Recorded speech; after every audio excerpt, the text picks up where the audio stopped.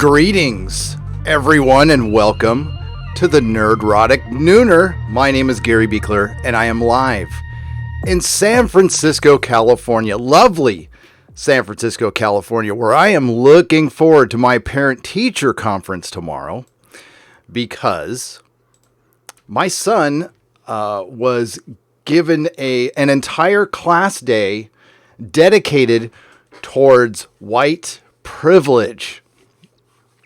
Yes, my special needs son was told he needs to do better. He needs to do more. And me and that teacher are going to have a little chat tomorrow. So I'm looking forward to that. That should be fun.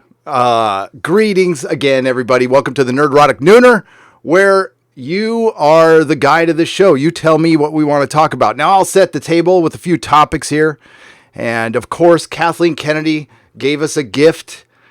She pulled a Bob Iger and was strangely honest with her ignorance towards the Star Wars fandom, towards fandom in general, and proof that women can be just as dumb as men.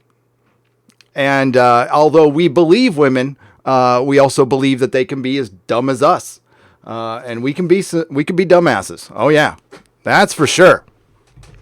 Myself included. So, listen, when I first heard that Disney was going to buy Star Wars, I didn't like Disney buying Marvel. I wasn't against that from day one. And I didn't like the idea because I knew that we'd probably get some pretty good movies and the comic books would suffer, and that's exactly what's happening.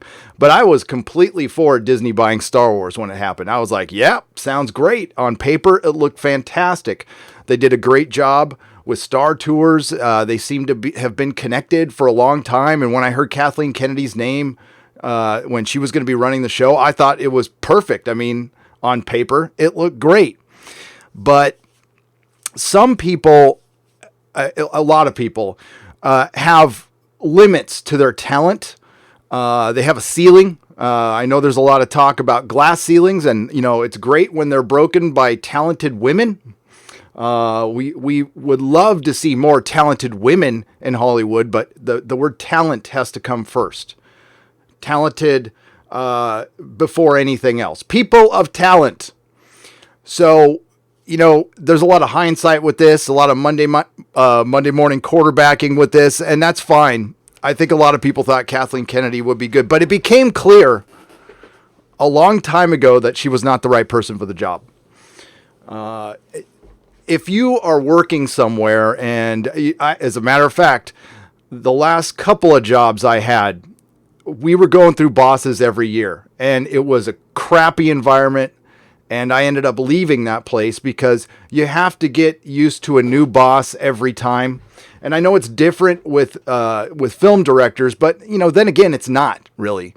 And when you don't have a plan. They rushed to Star Wars, and they needed to rush because they paid so much money for it, so they needed to get a return. But they didn't need to make a new trilogy right away. They could have just made toys. And honestly, if you look at The Mandalorian, if you started small like that, that would have probably been the smarter move. But you know what? What happened, happened. But it became clear when she fired directors 70% into the shooting of Solo, that should have been the day Bob Iger dropped the hammer on her. Period. I mean, we thought you were going to do good. You thought you were going to do good. I'm sorry it's not working out. You're incredibly rich. You have an amazing internet movie database, an IMDb. You've been attached to some of the greatest films of all time. Don't get too discouraged. Don't be down on yourself. You're a very successful person, but we need somebody in here who's going to be the proper leader for Star Wars, the right leader for Star Wars, and somebody who's going to help grow this brand and keep the fandom together. But aside from just the Solo incident, what's happened to the fandom is purely on Lucasfilm. 100% on Lucasfilm. And I think even the access media is starting to wake up to the fact that fandoms don't split themselves. We are just reactions to what happens. We are just the customer. That's all we are. We're just the paying customer. And, when a group gets this large in unison saying, enough, we want to keep giving you money, but stop using our franchise as a political platform and a toy for you to experiment stuff with, because it does mean more than just, it's more than just a property. Unfortunately, Disney, the company I thought who would be the one who would respect George Lucas's legacy, a legacy that I don't think even George Lucas respects. I don't think they are aware of what Star Wars is. It's part of the American fabric now. It's as American as hot dogs and baseball. Star Wars. And now it's worldwide. And it's something bigger than Disney, and they need to treat it that way, and they're not. They just treat it as another property, and the Skywalker saga is just another Star Wars story that we can put in the Skywalker saga section of our Disney Plus, which may not be doing as well as everybody thought. And that might be the fault of The Mandalorian.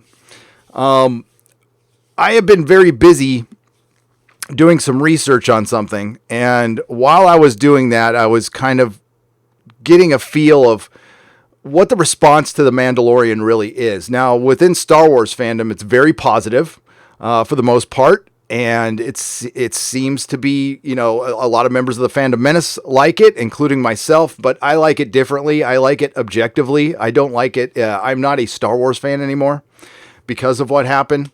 But I can say it's good and I can enjoy it, but it's not going to make me want to, dive back in and buy Star Wars stuff and get a 1/6 scale Mandalorian Hot Toys action figure from Sideshow. Not going to happen. I'm not giving them a penny. It's bad enough that I'm giving them money for Disney Plus. But it's good. It's good. But how is it playing outside of the fandom to the normies? I mean, is it really catching on? This is going to be new to Disney fans, but Star Trek fans are well versed in dealing with CBS All Access.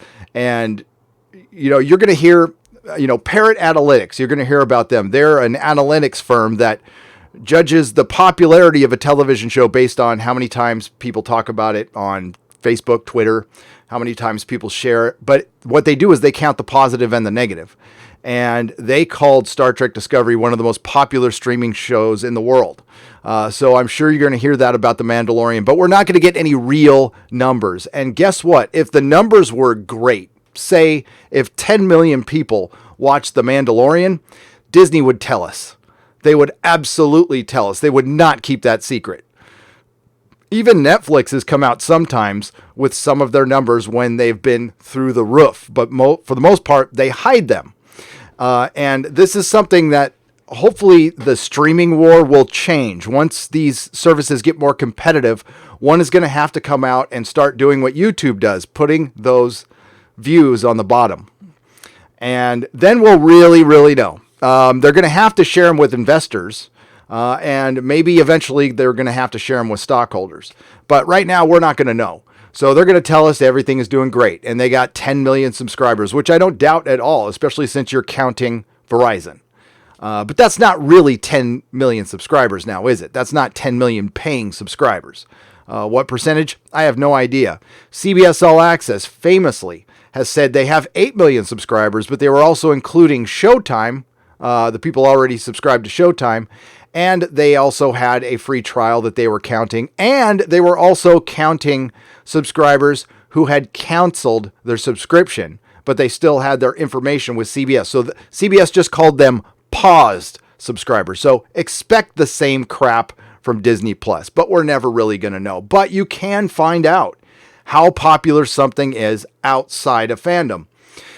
You just need to look at other YouTubers, people who regularly cover television, and compare it to something strong. Like if somebody's covering Game of Thrones isn't fair, but if you use another popular weekly TV show that a channel like Emergency Awesome, go see how his videos are doing compared to like Rick and Morty. His Rick and Morty numbers are like 3 times as much as The Mandalorian. My Mandalorian numbers are they're average for Star Wars. For Star Wars videos, they're average. They're not brilliant, but they're not crappy. And I think that's kind of what the response is. It's pretty good. But I don't think you do anything Star Wars to get pretty good. That's been my argument all along. Star Wars used to be the gold standard. Now, not all the movies are great, but it's still the gold standard. But not anymore. Now it's the Transformers. It's G.I. Joe, which are, hey, if you like those things, that's great. But they've seen better days, we'll just say. Can we say that? So, Kathleen Kennedy came out, and I will be picking this, both of her, she had a Rolling Stone interview, and then there's a Hollywood Reporter article. I will be making a video picking these things apart, but it takes me, it'll probably take me 6 to 8 hours to make that video. So, we're just going to go over the basic stuff here, because I wanted to talk about it. And she said probably the dumbest thing I've ever heard her say. I'm going to paraphrase here. And our boy Ryan Cannell has done a video on his channel and Geeks and Gamers. Go watch it. She said we didn't have any source material to work with. It was harder for us because we didn't have any source material. If I recall correctly from Bob Iger's book, they tossed George Lucas's treatments. I would call that source material. Would you call that source material? I would call that source material. They had the EU, which they tossed. There was plenty of source material. And that's what they're pulling from, by the way. Apparently, there's going to be some shadows of Dark Empire in The Rise of Skywalker, but we'll have to see. That's according to the Reddit leaks. We don't know that for sure. Because we don't know if the YouTube police are watching. If the YouTuber police are watching, we need to watch every word we say, because whatever I do or our good friend Doomcock does, it reflects on the entire fandom. No, not really. Not really. That's bullshit. Kathleen Kennedy said there was no source material to work off of, which is hilarious. And we'll go over some of the article here, and I want to go over what she when the George stuff came out. But I will have to. I'm on a different computer here. Rolling Stone interview. We will get to Kathleen Kennedy. We will get to her. And greetings, everybody in the chat. Hang on, we'll get to you in just a second. Let me get this pulled up while I can. Something in my eye right there. There we go. All right, now we're going to get back here. I like this. I'm now that I'm used to it, I really like this new setup here. So, welcome, Larry, and thank you for signing up. By the way, memberships are available, and emojis and badges will be ready tomorrow. I just need to make them, and I haven't made them yet, but I will make them. I don't know kind of what, except if anybody has any, what the hell? Dog hair right there. That's awesome. Yes, it's Clown World. It is. Handshot first. Welcome. Robert Fry. Welcome. Maverick. Welcome. Frankie Zen. Welcome. Demonic Bioman. Welcome. Cosmic Squirrel. Welcome. Clip. Welcome. Mike Hunt. Mark Lorzeth. The Modrotic. What's up, buddy? Thank you, Mutated Genome, for signing up. And first of all, I do want to, again, shout out to my good friend, Doomcock, who is about to hit 100,000 subscribers. I told you so, buddy. I told you so. When he and I had a conversation, well, we have a lot of conversations, but we had a conversation over the summer, and the summer was looking pretty dire here on YouTube. They did a major change to the algorithm, and it affected everybody. And things changed. And what I suspect it was after the Steven Crowder incident. And then it's also the ad rates aren't as great. So videos don't get recommended as much. It's just a slower time in general on YouTube. And I said, listen, when fall rolls around, things are going to pick up. We're going to get closer to Star Wars. Kids are going to be back in school. And although that doesn't affect my channel, because my channel's pretty much, the 18 to 49 demo. But it certainly does pick up the traffic here on YouTube, and here we are. Doomcock is about to hit 100,000 subscribers. And he's worked his ass off and he deserves it. And to his critics out there, which you have every right to do, you have every right to criticize anybody here on YouTube. I've just never found it interesting as a viewer, personally, to watch people talk, especially single individuals out. The only time that's ever happened here in the Fandom Menace is when we have been attacked. And then we have to respond. We don't respond to everybody, and I generally don't respond to anybody. It's not worth it to me. But if other people want to, that's great. And sometimes you have to, especially when you're getting slandered out there. And you know, it recently happened to Jeremy, and Jeremy's very good at facing his accusers and cutting them down to size and putting them in their proper place, which he did recently. And we'll watch that video in a little bit because it's hilarious. But there's one person who I will not name who took a particular shot at Doomcock and tried to counteract his sources with his unnamed sources with unnamed sources. And then that guy called his unnamed sources facts. And for all I know, they might be in his head, but I mean, to us, it's not. So you can't say they are, unless you're going to say their names. And I understand why you don't say their names, but I'm just going to say this. I understand now if this person truly does have unnamed sources, I completely understand why this thing is leaking like a sieve, considering the people this person shares his information with. We'll just say that. This person did here. I didn't want to show this. Hang on. We're gonna go to Twitter here. It was yeah. And if you want to go to my Twitter, screw it. We'll give the guy a little love. I usually don't like doing this because I don't want to send any attention his or her way, but screw it. Let's go here.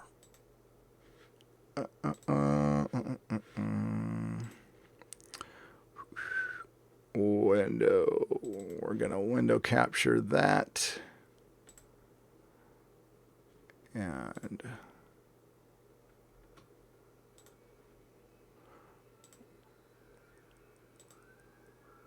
there we go. Now we can do it. One of these days I'll get a producer, people. Those logos look quite a bit alike, don't they? So this is the Nerd Report. That was their Facebook logo up until very recently. So this is the person calling out Jeremy and Doomcock's credibility. This person co-hosts a show with the known mass flagger of YouTube channels, who I will not name. And yeah. So, I mean, credibility is a big thing. I mean, it's especially when you're naming unnamed, or you're not naming unnamed sources, and you're trying to discount one of my friends, hurt his livelihood. And again, you know, you don't hear me or Doomcock or anybody making a video specifically about a person who likes The Last Jedi.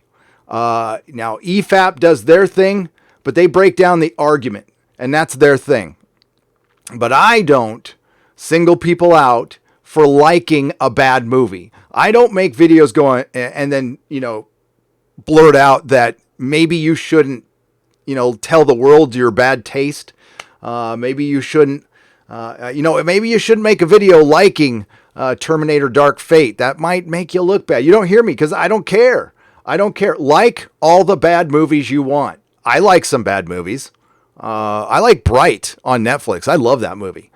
As a matter of fact, I think Will Smith is an idiot for choosing Gemini Man over the Bright sequel, which is now delayed indefinitely because he decided to pick up that stupid movie. But I digress. Yeah, you don't hear anybody specifically calling people out. Do you believe this guy liked The Last Jedi? You know, it's usually in response. Now, I can't speak for everybody. But I don't do it here.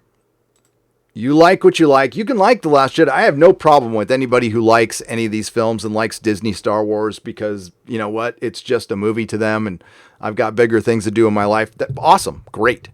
Good for you. But specifically picking out and picking on channels. And you know what? Doomcock doesn't complain, and he doesn't make the only time he makes responses is when it gets bad, like that Inverse article where they're calling us the white supremacist wing of entertainment, because so many white supremacists love Star Wars and Star Trek and Doctor Who. There's large groups of them out there. So, and we'll play the Jeremy video later because it's pretty funny. And again, I love when people talk about rumors. I mean, what else are we going to do? What the hell? What do you think YouTube is for? It's for entertainment. I mean, do you think you're an actual news source? Like, I am reliable news, like the mainstream media. Do you think that's why people go? I mean, you know, John Campea, love him or hate him, his fans go to him because they like him, not because of the news he reports. All right. He reports the same crap as everybody else does. You know, it was the same thing at the comic shop. We all pretty much sold the same stuff, but people liked the owner, or the people like Brian, or people like James Sim here in the city. It's about you. Your channel's about you, not the information you report. You know, people like Doomcock. I don't think they really care what information he reports. He's entertaining. He's funny. And that's what you should probably concentrate on instead of concentrating on other YouTube channels. It's really a waste of time. And personally, I don't think any of this is genuine. I think it's very disingenuous. I think it's more about Doomcock's, you know, the growth his channel has had. You think that might have something to do with it? I'm guessing it does. And, you know, envy is a terrible thing. It really does. It stops you in your tracks. You cannot, when you spend so much of your time being jealous and envious. You know, I was like that a long time ago when I was all doped up. I was jealous and envious all the time. And, you know, I was in arrested development. I couldn't move on with my life. You have to flip that around. You have to flip that around and be inspired. Use it as inspiration and be happy for the person. You know, guess what? Doomcock's not sucking away all of your subscribers. He's making YouTube a better place, a bigger place, maybe bringing in people from outside of YouTube.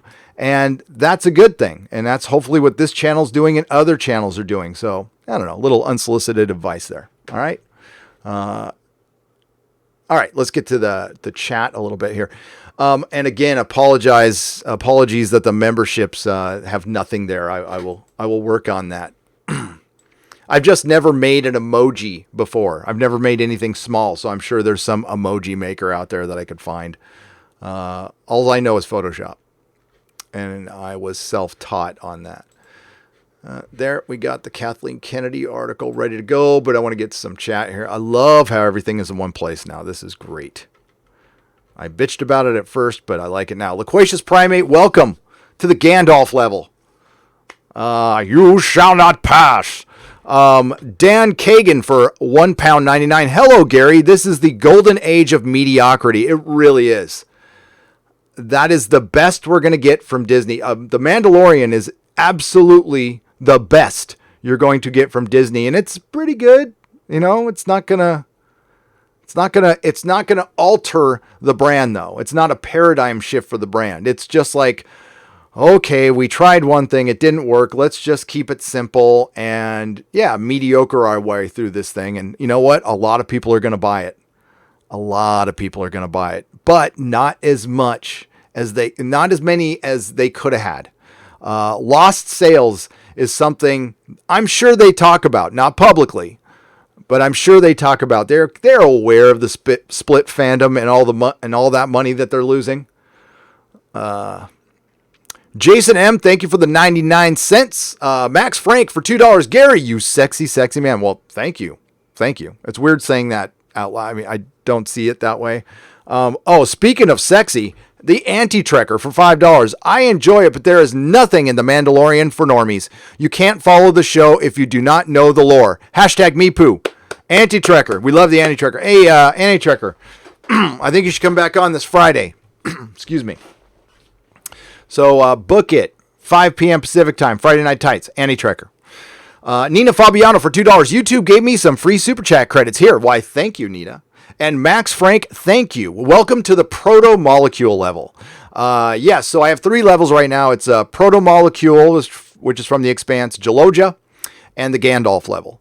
Those are 3 good things in the world. The Expanse trailer dropped a couple of days ago. If you have a chance and you haven't gotten into that show yet, you have a few, about 3-4 weeks till it premieres. You can binge seasons 1, 2, and 3. It's one of the 2 best shows on television right now.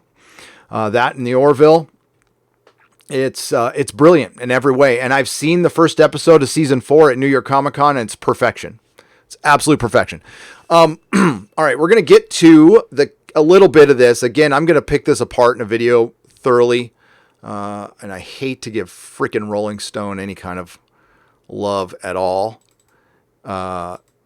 Because their reporting is these are the scumbuckets who, well, you all know what they ran with a couple of years ago. And, straight up victimized a bunch of kids on a lie. And that is, I don't know how they're still in business. Hopefully they will be gone soon. Lucasfilm's Kathleen Kennedy on Rise of Skywalker and the future of Star Wars. What about her future, though? In a digital exclusive from our upcoming Star Wars cover package, Lucasfilm President Kathleen Kennedy discusses the challenges of moving the franchise forward, George Lucas's criticism, and much more. Again, we're not going to go over this entire article, but let's get to this. Jurassic World director Colin Trevorrow was slated to write and direct Episode 9 before you brought J.J. Abrams back in. Is this final entry in the trilogy a particularly hard nut to crack? Every one of these movies is particularly a hard nut to crack. There's... Oh, God damn it. Oh, frack you. There's no source material. There's no source material. We don't have comic books. We don't have 800-page novels. We don't have anything other than passionate storytellers who get together and talk about what the next iteration might be. So you didn't have an outline of the trilogy. You didn't make a basic outline of the trilogy. And you could have based it on anything. So you wanted to make something original, but you wanted to make it up as you went. She's responsible for planning this. And I guarantee you The Rise of Skywalker will be The Force Awakens all over again. I guarantee you we will have questions. You know what? Are they going to give any background on Snoke? My guess is they'll talk about Snoke for maybe a couple of lines of dialogue. And that'll be it. We don't have 800-page novels. We don't have anything other than passionate storytellers. Jesus Christ. We go through a really normal development process that everybody else does. You start by talking to filmmakers who think they exhibit the sensibilities that you're looking for. And I would argue that the list is very small. People who really do have the sensibilities. How about the abilities? About these kind of movies and the experience and the ability to handle how enormous a job these movies are. So we try to be thoughtful as we possibly can about making those choices. I would also argue that sometimes people get involved in the normal development process and then realize, oh my God, this is so much more than I ever imagined. So it's pretty common that when you're working on movies, you're not making choices and decisions that necessarily work out exactly the way you want from the get-go. It's been an evolving process with lots of people and lots of opinions. And that's part of your problem right there. There is the biggest part of your problem. Lots of people. That is why you fail. There needs to be a singular creative voice. I'm sure there have been tons of stuff about Kevin Feige's reign that we don't know about, but we don't know about it. I'm sure there's been a couple of delays here and there. I can't remember any off the top of my head, but I'm sure that's happened.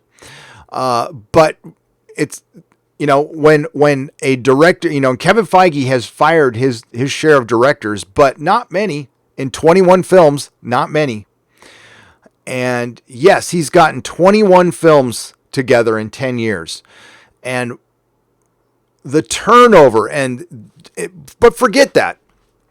The main problem is you didn't have a plan other than sticking your film full of agenda and hiring a story group that might not necessarily been the best people for the job, but they were the best looking people for the job. And now you have this. And when I heard a Kathleen Kennedy interview recently about The Mandalorian, and she said, she was asked a question about, how hard it is to make something similar to these films. And then she said, unsolicited, "Oh, but I have say in The Mandalorian too. Our story group does give input to The Mandalorian," sounding like kind of defensive. And I thought that was interesting. I'll put that in my next video. So I feel really fortunate to work with JJ. Blah, blah, blah. Let's get down to George. There it is, right there. All right. Thanks to Bob Iger's new book, we now know in some detail about George Lucas's dissatisfaction with The Force Awakens. And probably The Last Jedi. I'm guessing. What are your feelings about that? Personally, I've had a relationship with George going back to all of us meeting before making Raiders of the Lost Ark. So this is a long 35 years plus that I've known George, and I continue to be very, very good friends with George. And I think there's plenty of examples where people create something that is fundamental to who they are. What is difficult is letting go and watching that thing become something different. And I will get back to that point. She's not wrong on that one.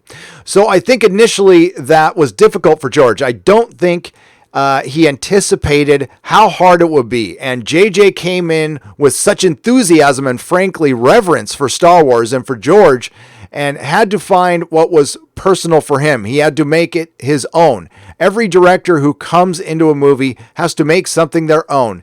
They have to find themselves in the storytelling. And then that's going to become something different, or it's going to be a different point of view. And I think that's all George was reacting to. Maybe not. He may not agree with every choice JJ made. And I'm going to stop here. I've said from the get-go that while Kathleen Kennedy has been a very poor leader, J.J. Abrams has not gotten as much. He's kind of stayed out of the majority of the criticism. It's been put on Rian Johnson and Kathleen Kennedy. I think J.J. deserves his fair share, and I'll get to that. He may not agree with every choice Rian made. But he appreciates the filmmaking. That's interesting. That I know. And he so appreciates, for instance, what ILM has done in the work for the movies. I'm sure he does. I mean, that's the company he created. And he just continually tells me how astounded he is by how far things have come and how now whatever comes into your mind, you can achieve. And he came down, for instance, on The Mandalorian to see what we were doing. He's worked with longtime director Dave Filoni, and he knows series creator Jon Favreau, and he has just like a little kid on the set when he was watching, and yeah, he is kind of a little kid. George is very short. Watching what we were doing. So I see him get caught up in it again, and I think a little bit of regret that he's not on the stage and directing movies and in it still. And that may filter into it as well. I can really speak on behalf of what George is feeling. I can't really speak on behalf of what George is feeling all the time, but I think he's very, very proud of what he created. Of course he is. And to see people on and enjoying it now into almost 2020 is pretty remarkable. So I can speak to letting something go and it being hard. Okay, so when I sold the comic shop, it was extremely hard. It was way harder than I thought it would be. And that's why initially I was supposed to go in there once in a while and talk to people and maybe do events. And I was like, nope, can't do it. I got to break clean. It's almost like getting, I've gone through a divorce. It's like getting a divorce, and I can't imagine what it's like, having to visit the mom for the kids and stuff like that. I was fortunate. We were able to just break clean and never talk to each other again. And that's kind of what I did. I don't even, to this day, the street that goes by my comic shop to come home is it's closer to my house from the gym than the route I take. And I still take the long way. So I don't have to drive by and look at my comic shop for a lot of reasons. For one, it still looks pretty much as it did the day I sold it. That was 6 years ago. They haven't done much with it. And that kills me a little bit, but it's not my store anymore. So, but I have let go. It took a couple of years though. So I can see how George is like that, but this far in, I don't think George is very happy with the direction it's gone, because they threw away his treatments, and I'm not saying they would have been better, but they probably would have been better, because at least it was a plan. At least it was something.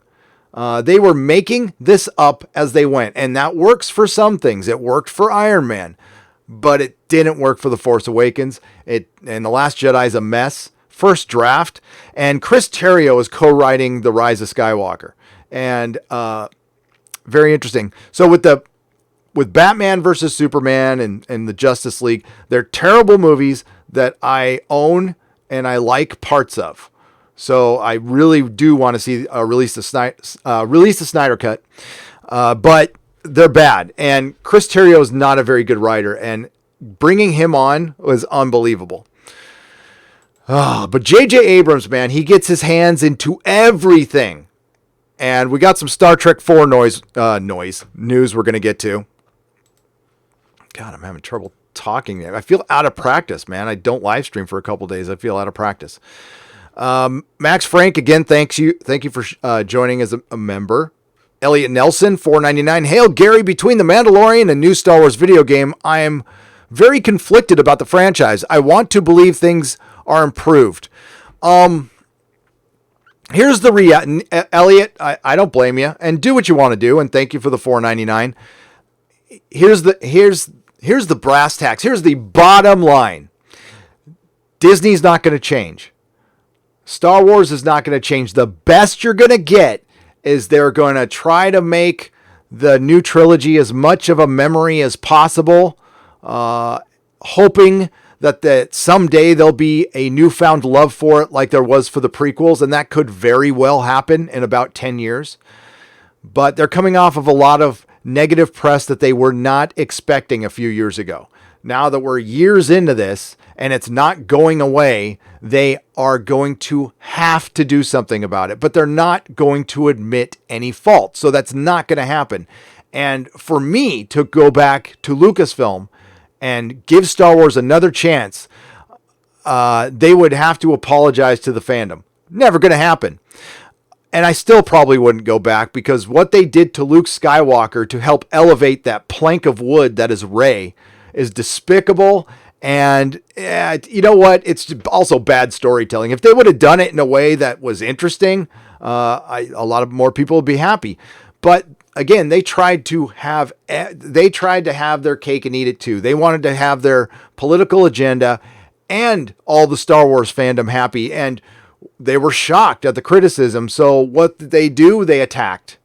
They attacked a lot of, and it wasn't just Rian Johnson and Kathleen Kennedy, what she said. It's what other creatives, lower level creatives, said on Twitter, drinking those fanboy tears. Let's see if those people are even Star Wars fans 10 years from now. And we're talking, they've alienated Star Wars fans who are around for decades. And I just don't think Disney can do anything to bring any of them back. So what they're going to do is kind of pretend that didn't happen and move on. And The Mandalorian, again, that's what Star Wars is going to be. They're going to play around in the universe. I don't know if they're going to move anything forward for the foreseeable future. Yes, they have a trilogy planned out 3 years from now. They've had a couple of trilogies planned out 3 years from now. And those got changed how many times? They had a Boba Fett movie plan. They had an Obi-Wan movie plan. Everything relies on Disney Plus. And it is my belief that they have vastly overestimated how many people are going to sign up. Netflix, which everybody's calling out for, everybody's predicting their demise, is so far ahead of everyone. It's laughable. They have 140 million subscribers. Disney just touted getting 10, and they hope to have 30 in 4 or 5 years. I mean, and once something hits digital, it's free to a lot of people. Go look at the music industry. How relevant is the music industry anymore? Ever since they made the transition to digital. Look what it's done to the comic industry. Entertainment, they were able to gatekeep on television. They were able to keep everything. They were able to, once it hits the internet, it's the Wild West. People can copy it, and they're going to lose vast amounts of money on that. And I don't think they end up competing against themselves. And I don't think they're going to be able to do that and survive that. So you're going to see, Disney Plus will survive, but it doesn't look like much to me. I've got it. I've played with it. And my kids are older now. So, honestly, I'm not that big of a Disney fan, but it's for families, so they might like it. It just, I don't know. I look at it compared to Netflix and Amazon Prime, and it looks like CBS All Access to me with better content, but not as much. I mean, it just, it looks like something you'll get bored with very quickly. I don't see it as this major, and the thing is, they're all spread out over Hulu and FX now, and that's got to stop. That's going to be the killer of the streaming wars. Is these other, we have HBO Max and HBO Now. What the hell? Just make them one thing, or people are going to get confused, or better yet, frustrated, and just go to YouTube where they can watch, blokes live stream for free. Mutated Genome, welcome as a member. I greatly appreciate it. Caesar JPN. Welcome to the protomolecule level. Rick Johnson, welcome to the protomolecule level. Iger, welcome to the protomolecule level. How am I saying this right? Taku Forts for $4.99. It's okay. I'm here. Okay. Thank God you're here. You can start the show now. What do you think D Plus will take Star Wars now after The Mandalorian? Yoda story, Obi-Wan, Chewbacca origin? Well, after Obi-Wan, that is a very, very good question. Yes, I think they will play around a little bit more in the past. I honestly think they're building up towards a remake of the original trilogy. That's me. And it'll be drastic. And maybe they'll do that. But I think for a few years, they're going to play around with these half-hour TV shows. I could see, and really it's much cheaper to do masked people because you could just get voice work done. I haven't heard a definitive answer, and maybe you can answer it in the chat. Is Pedro Pascal in that costume all the time, or is he just in it some of the time? Thank you, Bat Dog. I appreciate it. He says, hello, Nerdrotic. I love your commentary. It's very good. I appreciate that. So as far as the Fandom Menace, their effect on Star Wars, it's profound.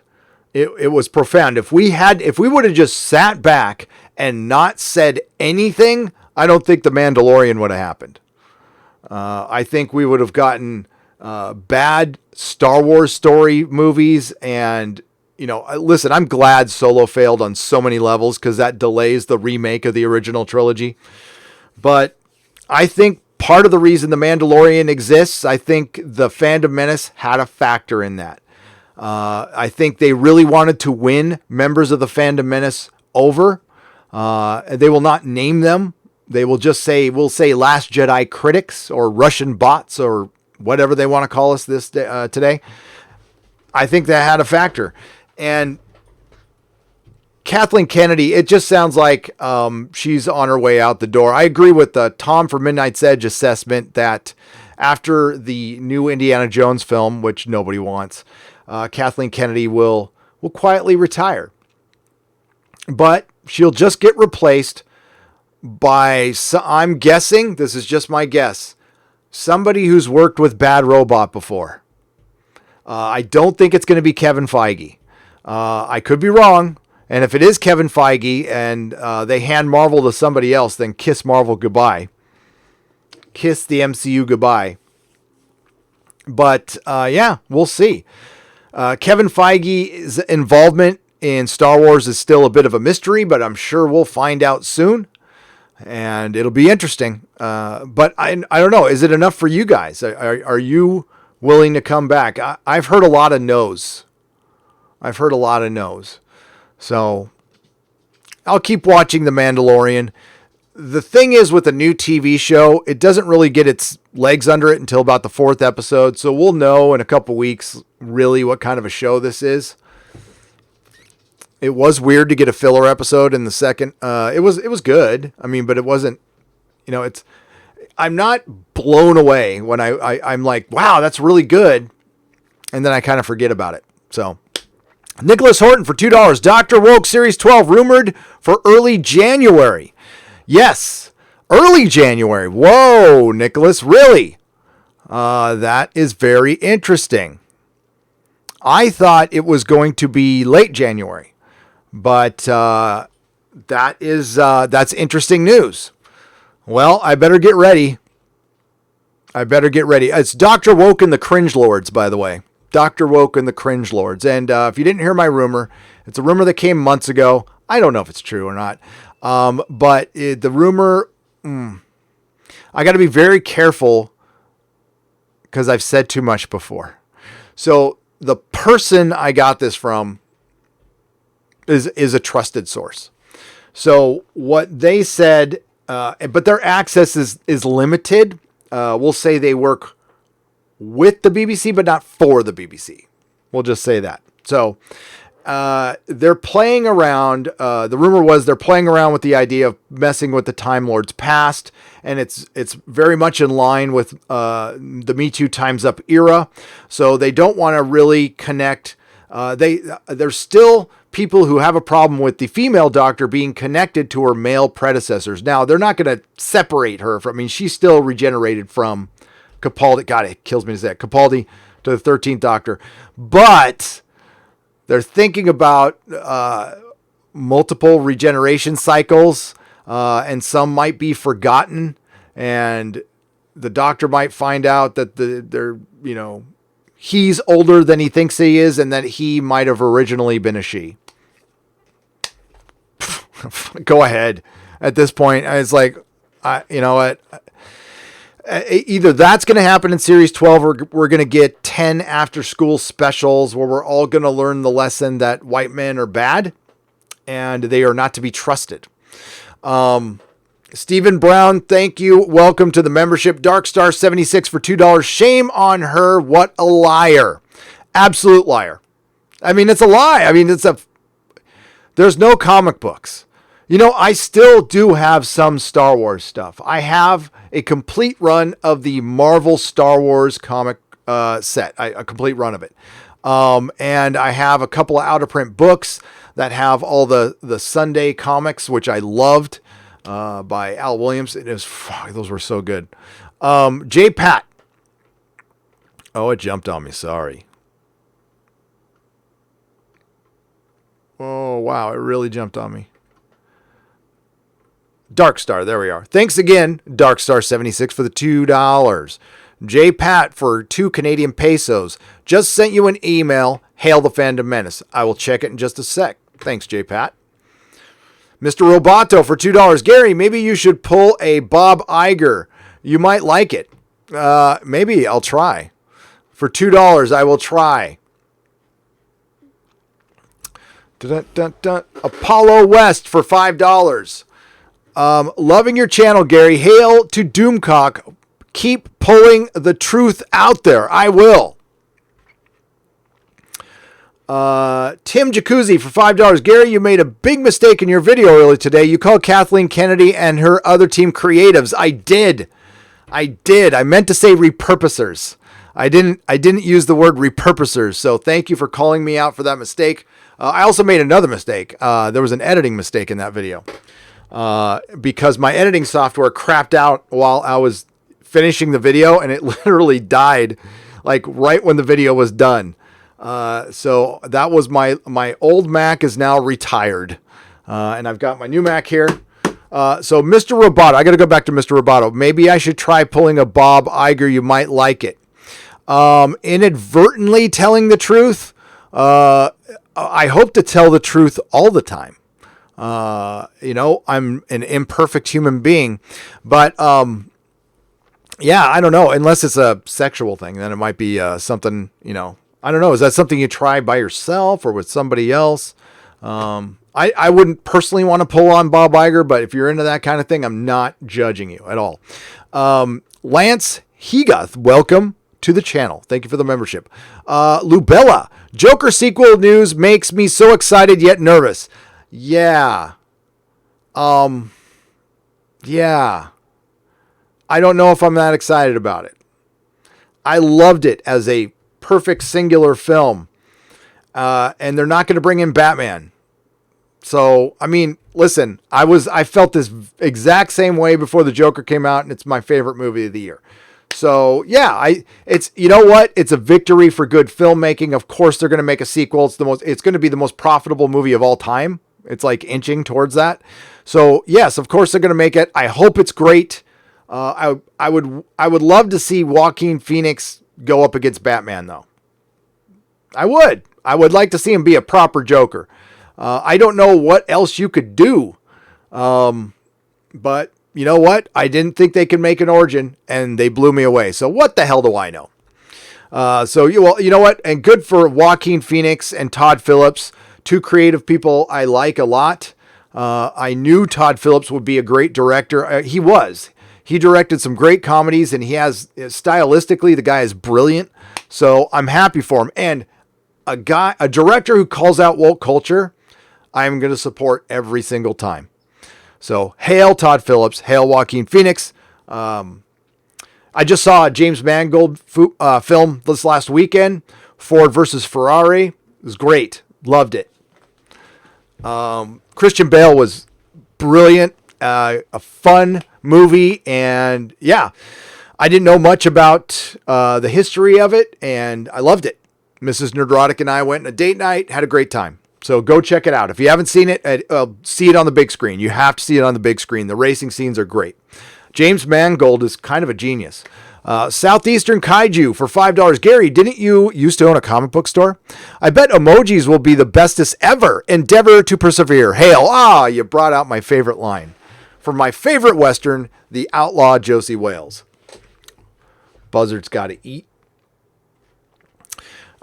Thank you, Southeastern Kaiju, for joining up. And Daphne Zawadi, thank you for joining up. God, I need badges. Loquacious Primate for $5. Hey, Gary, finally supported you on Patreon. Highest tier. Wow, thank you. I was in the mood after joining. You deserve it, but I may have to reduce super chats a bit. That's fine. You just being here is fine. I appreciate every super chat. You guys keep the lights on. And in a way, I'm sorry. It's not like the old days when I could read every line of the chat, and I used to do that. And I would thank every person who was in the chat before I left the show. Those were fun. But no, just supporting, being here, watching. I appreciate it. But if you're out there and you haven't subscribed, please consider subscribing. The reason it's important that Doomcock hit 100,000, and it's important that Clownfish TV, we want to get them to 100,000, is because you get to talk to somebody at YouTube. So your status goes up a little bit, and if Copa's coming down, folks, and it's going to be serious.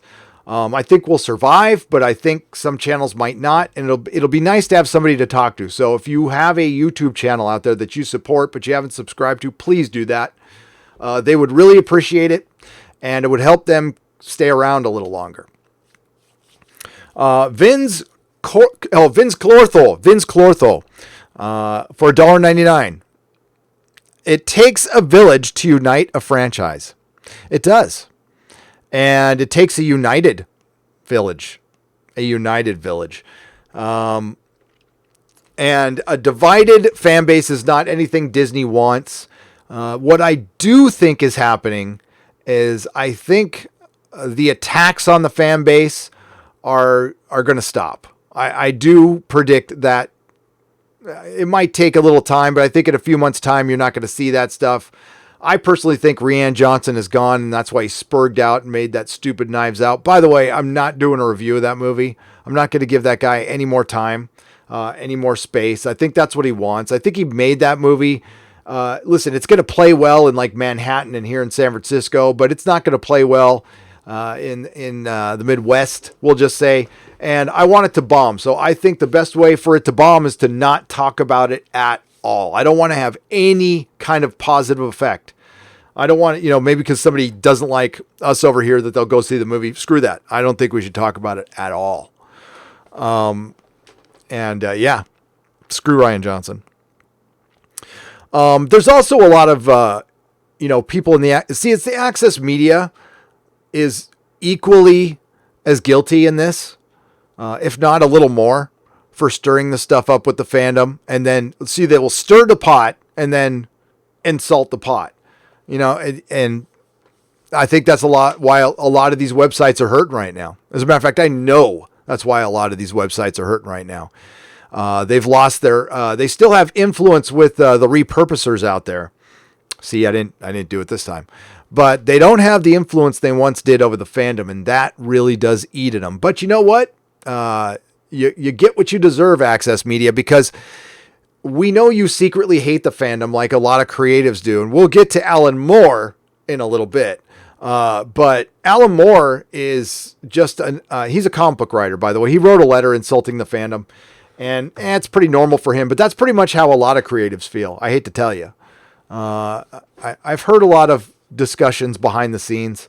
A major creator out there calls all of us mouth breathers. Yet he really likes our money.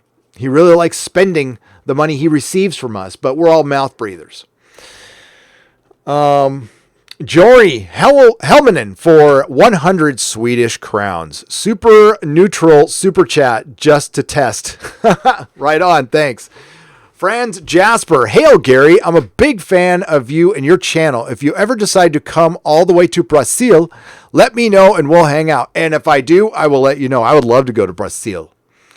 Mr. Roboto for $2 more. A comic store that only sells Image comics. Yes, maybe. No. I will not be selling new comics at all. I would not sell Image comics right now. They're just as bad as Marvel and DC. Screw them. Maybe Dark Horse. I like Dark Horse. There's some comic. I would Alterna. I will sell Alterna comics. So there you go. But it'll mostly be old comic. It'll be vintage comics, vintage toys, some vinyl. There'll be a barber in there a couple times a week. Yeah. We'll have video screens. You'll be able to hang out all day if you want to. There'll be gaming. Yeah, it should be a fun place to hang.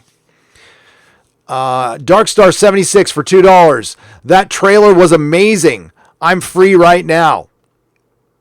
The Expanse trailer was amazing. I got to see it at New York. Damn, that's funny. Hang on. Geek Gangsta for $5. Thank you. I love the avatar. You are the Geek Gangster. Welcome. Thank you. This is so funny. I had a nickname when I was a kid. As a matter of fact, most of my life, I have not been called Gary. I've been called Beak because my last name is Beekler. But people love to switch the letters from my first name and my last name. And now we have an account. I've been waiting for this. Barry Geekler. Barry Geekler for $5. Does The Mandalorian give you any hope for the Star Wars franchise? No. Now the key word there is hope, Barry Geekler. That's awesome. That is so great. That takes me back to, there was a time that bothered the hell out of me, but then I Tyrion Lannistered and you use it as your armor and you don't care anymore. I was a kid. Yeah, that used to piss me off. That would get you smacked. So does The Mandalorian give me hope for the Star Wars franchise? It's undecided right now. At this moment, no. because Kathleen Kennedy's still attached to it. And she's the boss. And a lot of the same people are still there. I need to see more to change my mind on that one. Was it good? Yes, it was good. It was good. And am I like looking forward to the third episode? Like, I can't wait. No. But I would tell you if I was. I thought the first episode was really good. And the second episode was okay. It was good. Neon Shinobi, welcome as a member. Orion 97, thank you, by the way. Proto molecule level, Neon. Orion 97 for $2. Free super chat. Have a coffee on YouTube, I guess. Cheers. Oh man, I'm gonna. You know what? One of these days, I'm gonna do a live stream from the Pete's Coffee I always go to. The people who work there are awesome. They're really cool. They're very happy. They must drink a lot of their own coffee. They're some of the happiest coffee baristas I've seen. Jack Random for $2. They need to resume the Legends storyline. They need to bring back the entire EU. And I think that would make a lot of EU fans happy. And you know what? Disney Star Wars, you're going to need them. There's going to be some dark times where you need hardcore fans. And the EU fans are the ones that will get you through the dark times. They're the ones who give a crap about your lore, facilitate your lore. Hire some of them. That wouldn't be a bad idea. Inari Fallen for $2. Thank you. Or Inara Fallen. Sorry if I screwed that up. Neon Shinobi for Australian $10. Thank you. I appreciate it. James McDonald joins the Proto Molecule level. Well, thank you, James McDonald. Barry Geekler joins the Jaloja level. Jaloja! Thank you. Justin Gould for $10. Gary, have you seen the fan animation of Star Wars Dark Empire on YouTube? I have not. I need to see that. It's worth a watch. Even though Dark Empire brings back the Emperor, it's still better than Disney Star Wars. Yeah, I love Dark Empire, but I never actually considered it canon. So, do they put it to the radio drama? Because they did a full cast audio drama for Dark Empire. Do they put it to that? That would be brilliant. I think it does star Billy D. Williams. And is Anthony Daniels on that one too? Maybe. I'm not sure. Adam Child went crazy with the super chats. We'll get to you in a second, buddy. It just jumped on me again. Alex Moore, Alan Moore's brother. He's the nice one. Adjust my mic gain. Is it too low? Hang on.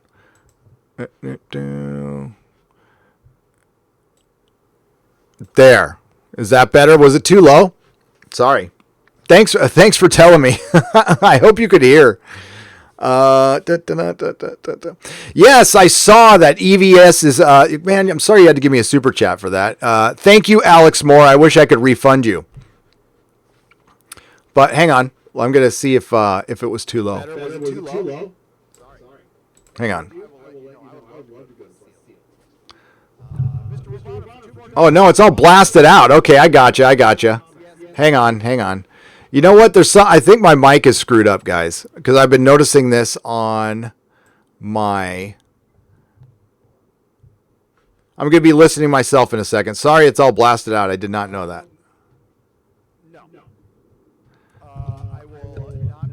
Yeah, oh God, it looks like it might be time to get a new mic. But I'll load it. Let's see if I can get to the gain.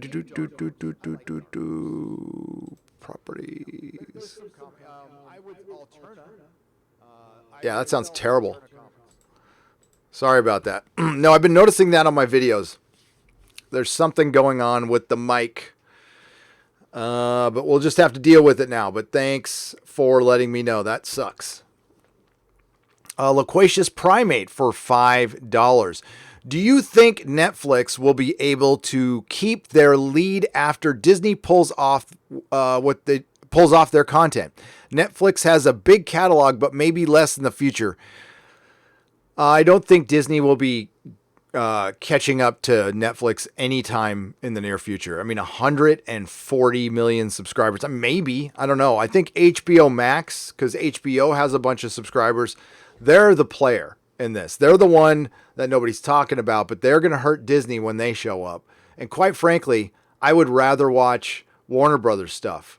And if Warner Brothers could turn it around with DC, I mean, this is actually, you would think Disney is stronger than ever. No, Disney has peaked.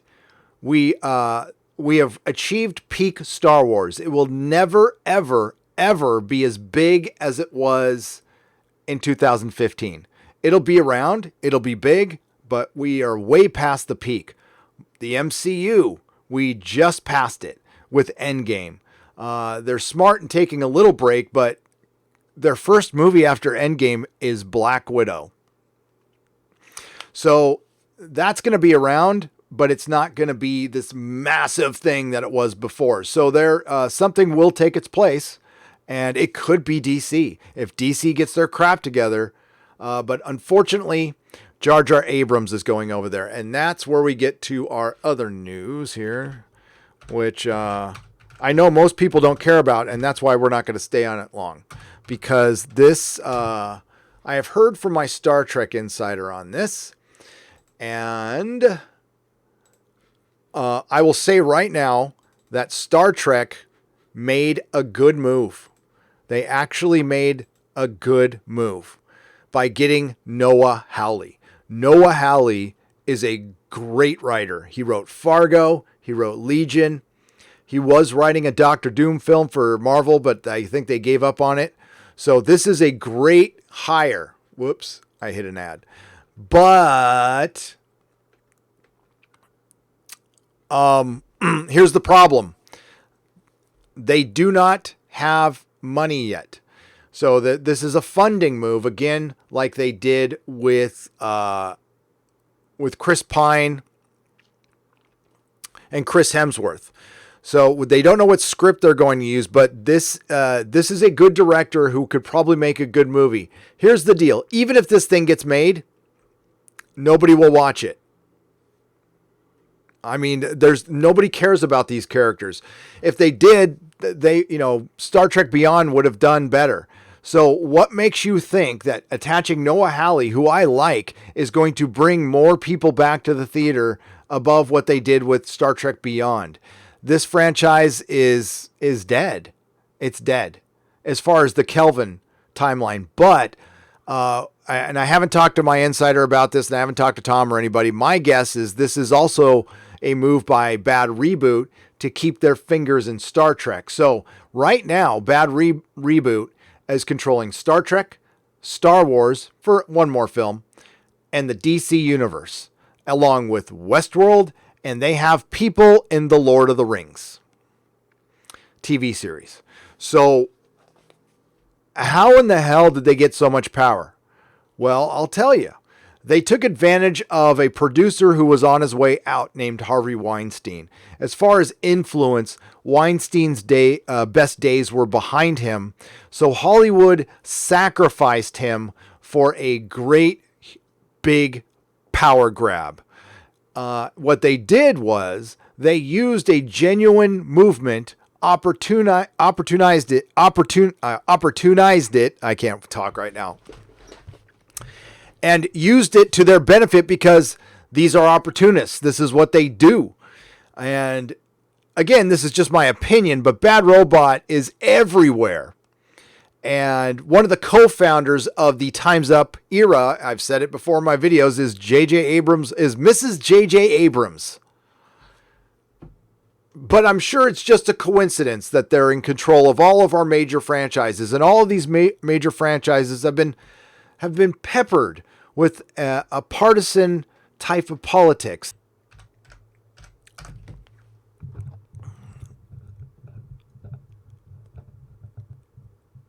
And I'm going to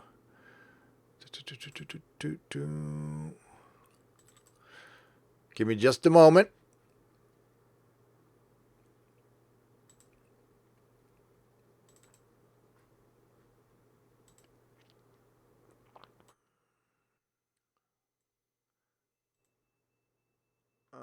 Hopefully that helped. If not, then I'll probably have to install new drivers. Okay, so we go back to this. It is expected that Chris Pine will reprise his role as Captain James T. Kirk alongside such castmates as Zachary Quinto and Zoe Saldana, who have been with the film since J.J. Abrams revamped the franchise back in 2009. By the way, that's 10 years ago. The fourth Star Trek stands separate from that Quentin Tarantino has been attached to for years. So it's not going to be Quentin Tarantino's script. Paramount have been developing a fourth installment after 2016 Star Trek Beyond and had hoped to be in production earlier this year. So we're going to have 4 movies in 12 years.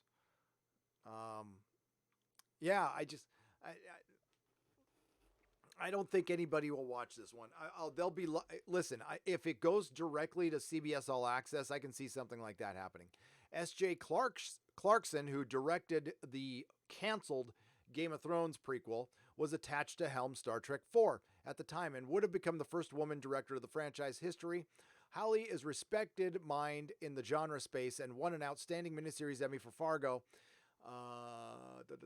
He's brilliant. So if I would watch it if he did it, but I don't think anybody else would. I don't think anybody cares about Star Trek anymore, and that's that. Let's see what my guy said. All right.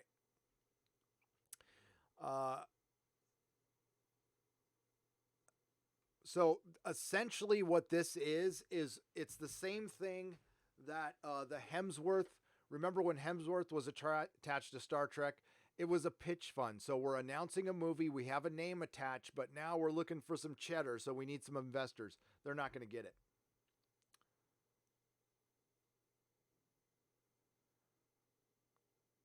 Uh-oh. Looks like somebody's been ripping off some artwork for a Star Wars comic. That's not good. And then we need to get to Alan Moore.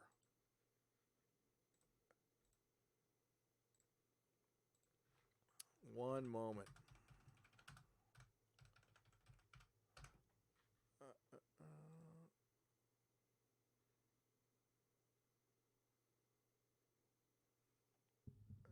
Hang on.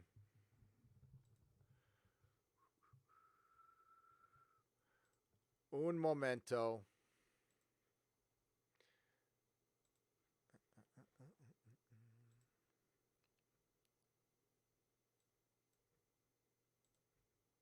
Oh, Vince Clorthal. He that up.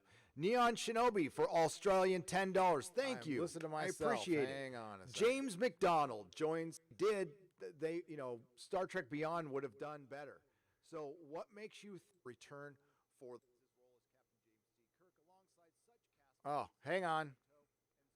God damn it. This is what happens when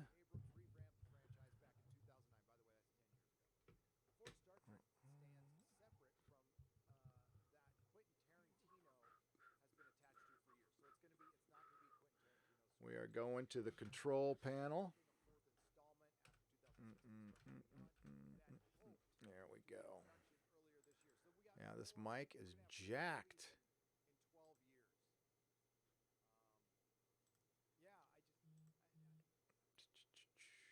think anybody will watch this one. Listen, if it goes directly to CBS All Access, I can see something like that happening. S.J. Clarkson, who directed the canceled Game of Thrones. Okay. That should work. John Campy has screwed up my mic. Mike Bioman, welcome. Cosmic Squirrel.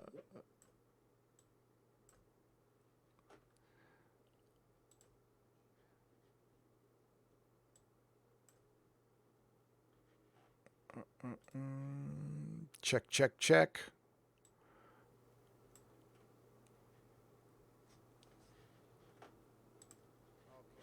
1 second.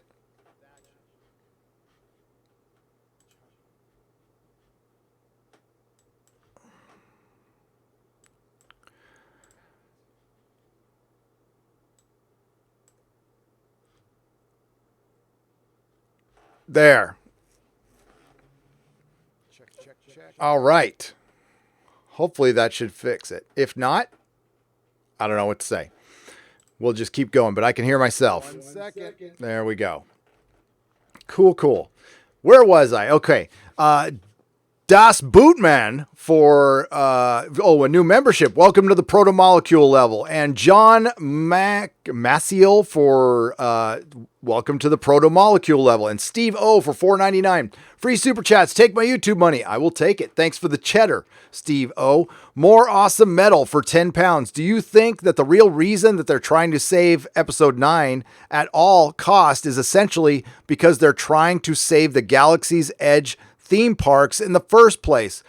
Yeah, I mean, they're not going to give up on the Galaxy's Edge theme parks. They're probably going to have to spend more money. They're going to have to add something to them because they're just boring. And even if there's one more ride, it's a giant section of Disneyland, which isn't big, by the way. It's a huge section of Disneyland dedicated to nothing. And the mall, for one, the stuff that they're selling isn't that great. Apparently there's some secret shop that you have to find that has all the cool collectibles. That's the dumbest idea I've ever heard. That is the dumbest idea I've ever heard. Das Boot. There we go.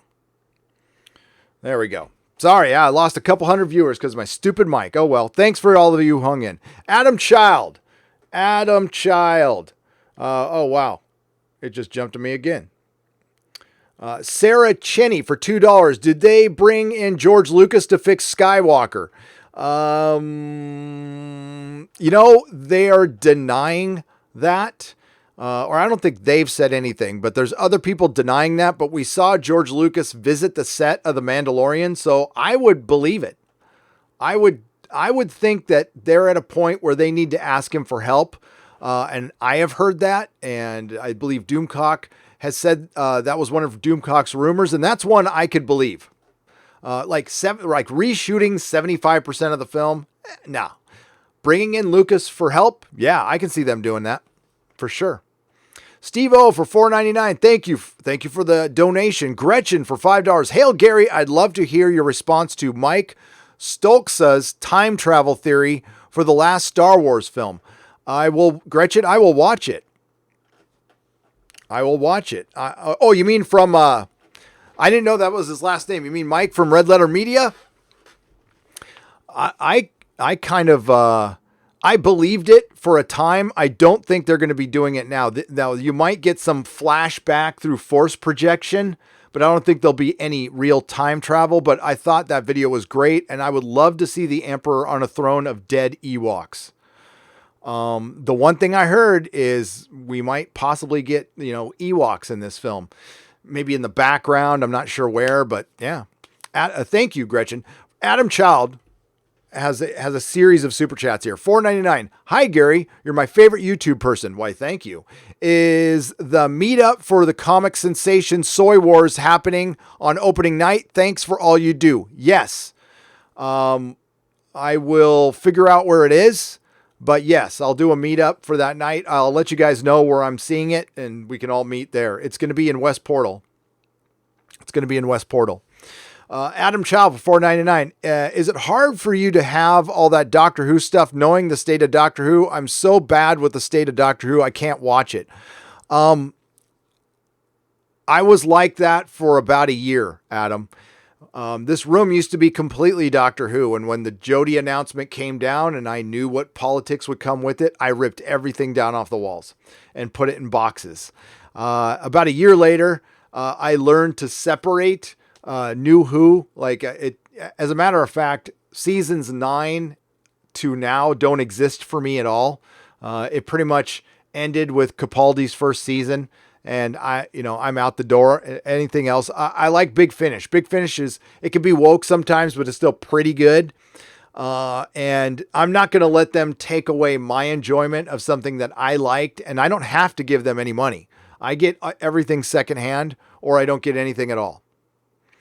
Adam Chow for $4.99. Take my money. Gary Love, proud member of the Gandalf and the One Ring Rule Them All tiers because Gary is the best. Adam, thank you very much. I appreciate it. Gary needs to buy a new mic. Lady Mist for $5. Almost time for The Expanse. I know. all your to watch suggestions have been very good. You should make a go-to list that's worth watching. You know, I will, Lady Mist. I have, you know what I can do? I can put that list on my website. Speaking of lists, as far as like microphone recommendations and stuff to start out as YouTube, I have a Amazon account that Mrs. Nerdrotic helped me put together. And it's got like movie recommendations and equipment recommendations. Oh, I didn't want that. That's my website. I don't need to see my... What the hell? Oh, okay. Amazon Nerdrotic store.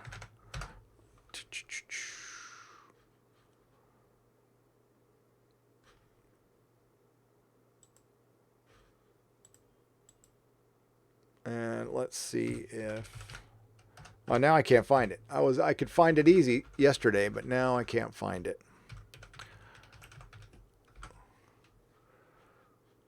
I'll find it later. But yes, that has some recommendations for my favorite shows and my favorite movies.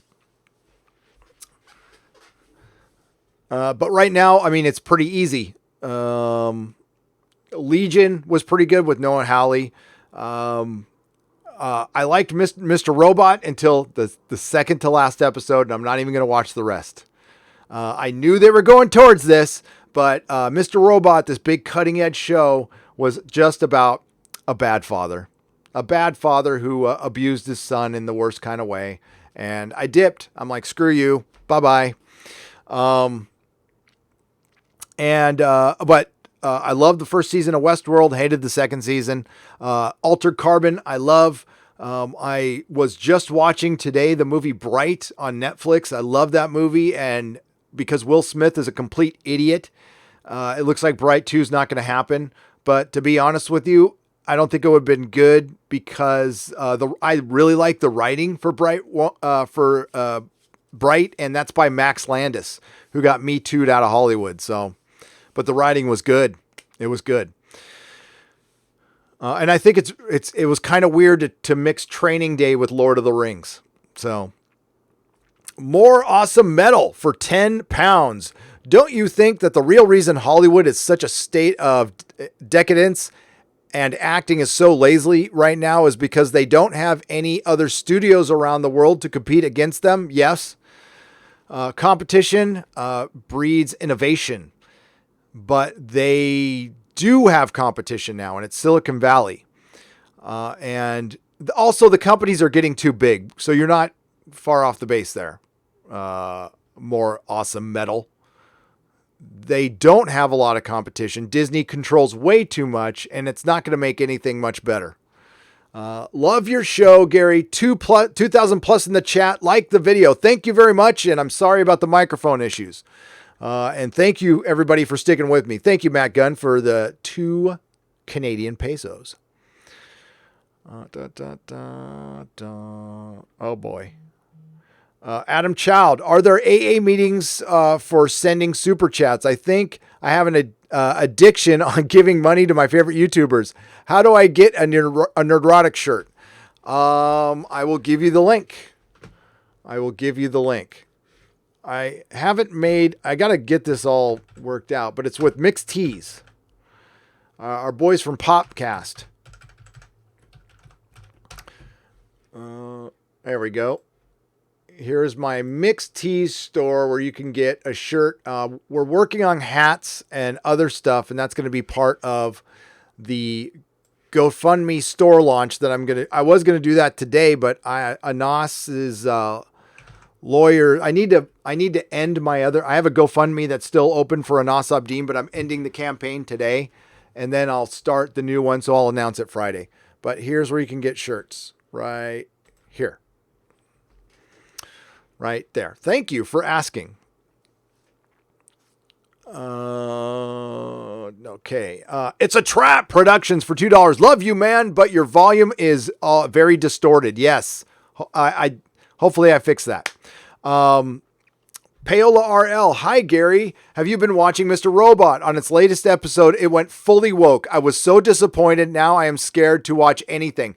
Yeah, I just talked about that. I quit the show with one episode to go. I just went, F you. It was such a setup. And they might have been going that way the whole time, but I thought this show was better than that. I thought it was smarter than that. But Sam Esmail just shows, especially with Homecoming, which was boring as hell, that he's all style. And you know what? He had a good first season and the rest is a waste of time. So don't waste your time with Mr. Robot. And that sucks because I like Christian Slater and I wanted him to be in something good. And it wasn't. So yeah, screw Mr. Robot, Paola. Thank you for the $4.99. Andreas and Aline for £2. Why have you not done the Boys review? I did a review of the first episode. It's on Nerdrotic Live when I saw it early. I find it very difficult to do reviews for streaming services because I have to review an entire season in one video. And my video would be 3 hours long. The way I review. What I do is I talk about 5 or 6 minute clips of each episode. And if I did that with an entire season, I haven't really cracked that yet. But I will do one on Nerdrotic Live before the end of the year. But I should have. I wish they would have released it weekly. But yeah, I can. You know what? The thing is, Andreas, those things take a lot of time. They take a lot of time. But I should do one. I should, especially since I'm in the comic, and I know one of the co-creators. I owe him that. It took me 3 viewings to like it, though. I'll be honest with you. I was like, not too sure at first because I was so wrapped up into the source material. I love the comic. And it's a lot different from the comic. But I learned to appreciate it. So I like it a lot now. The Substitute 3 for £2. Watched first 2 episodes of The Mandalorian. Second episode was bad. A lot of people felt that way. I won't say it was great. I don't know about bad, but Ryan Cannell will agree with you. Darkstar76 for $2. Rewatching Expanse. God damn, this show is the best. It is. It is the best. It is better than The Mandalorian by far. It's better than Star Wars. It's better than Star Trek. It's better than Doctor Who. It's better than a lot of shit right now. The Mandalorian is Rey's father. Hail Mary Sue. Oh, man. You know why I stopped? Because I'm like, oh, no. No, and he's a clone, and yeah. You might not be wrong. And he ends up like dead. Do we find out at the end of season 2, or do we see them reunited? Does she save him? I don't know. That's actually kind of a good idea, so I know they won't use it. Aluvian and Makara for $2. Star Trek 4 will only show even more that STD is JJ Trek. Yes, it will. And I think it's a way to keep the licensing around. I got to hear more from my insider on this. I got to talk to the guys at Midnight's Edge and Doomcock about this too. I don't know what my take is. I like Noah Hawley a lot. I think he's a great writer. It sucks to see him on freaking Kelvin Trek. Gary, sorry to bother you about this again, but you're not bothering me, but will you have a chance to respond to my email from 2 weeks ago since I just did a $50 pledge? I will do my best. You know what? I'll reply to it after the live stream. Thank you. Thank you, my friend. Sorry I haven't replied sooner. Steve Glasker for $9.99. Hey, Gary, love your channel. Thank you and the other YouTubers for inspiring me to start my own YouTube channel in my name. Good. Well done, Steve. You don't have to, but I'd greatly appreciate a shout out. If not, no worries. Oh, man, come on. It's the least I can do. We're going to go to your channel right now.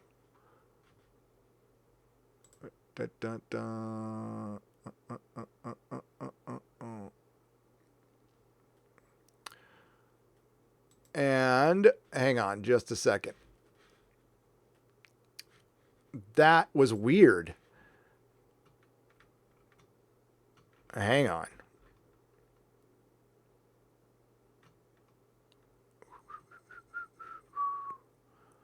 There we go. Now we're going to open this up in a new window. There we go. What do you mean something went wrong? Yeah, it's not coming up for me, Steven, for some reason. Is it your name? I'll check it out real quick.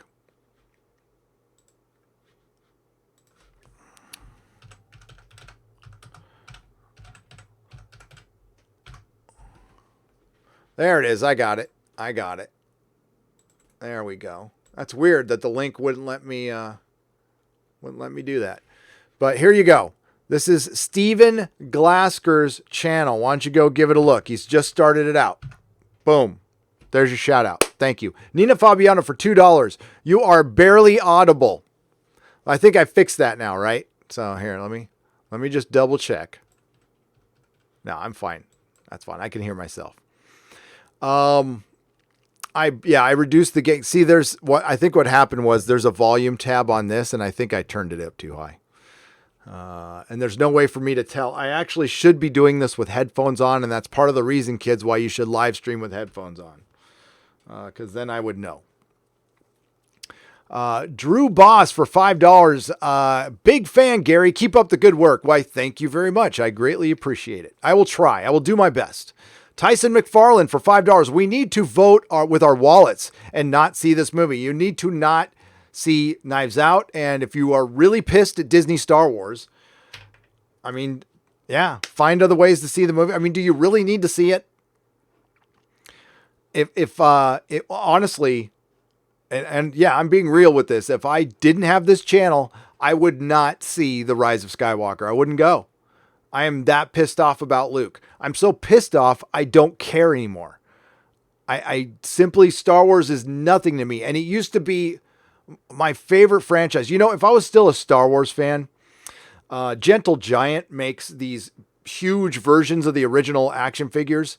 I know I don't care about Star Wars anymore because I don't want to buy those.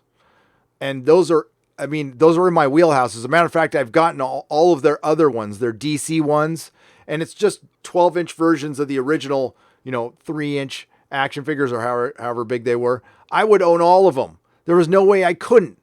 So I know my connection has been severed with Star Wars because I don't want like Bespin Luke at 12. I mean, that would be the perfect thing for me. And because I don't want that, proves that what they did to Luke, they didn't need to do. It was deliberate. They went out of their way narratively to F with one of the greatest characters because Disney doesn't care about this character and they don't want you to care. Disney took the risk. It's like, yeah, we're going to piss off a lot of fans. They knew what they were doing. This wasn't an accident.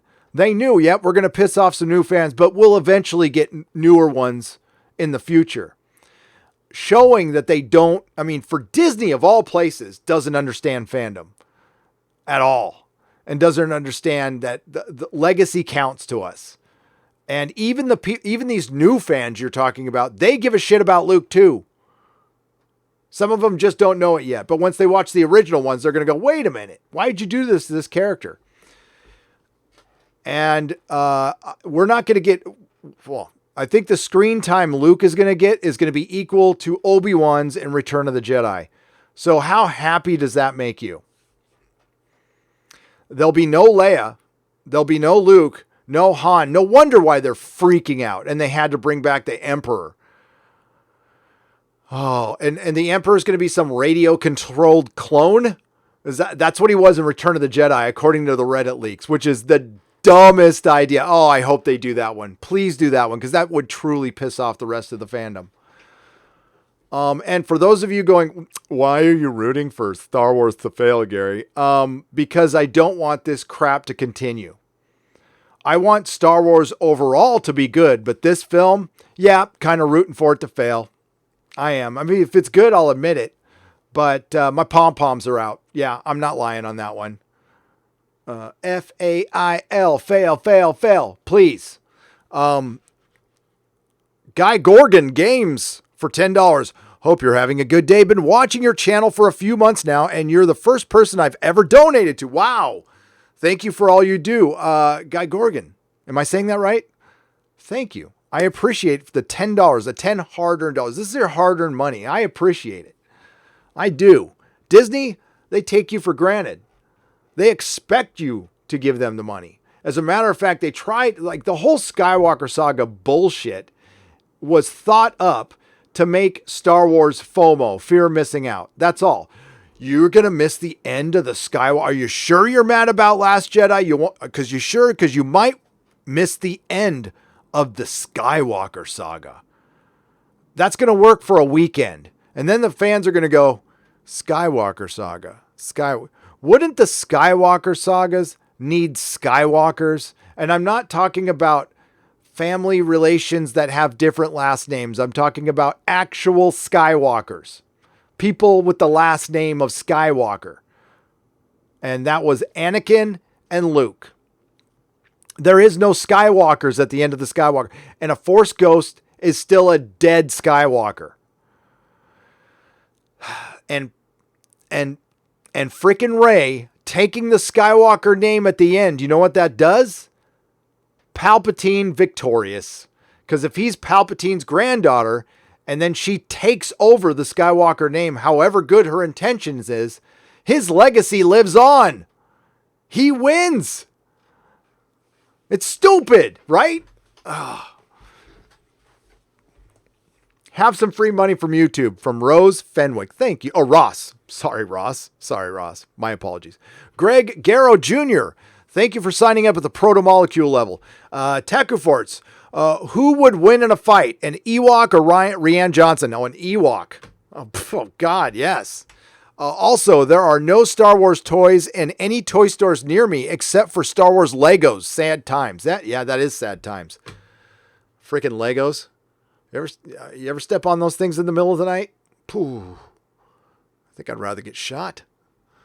Hang on.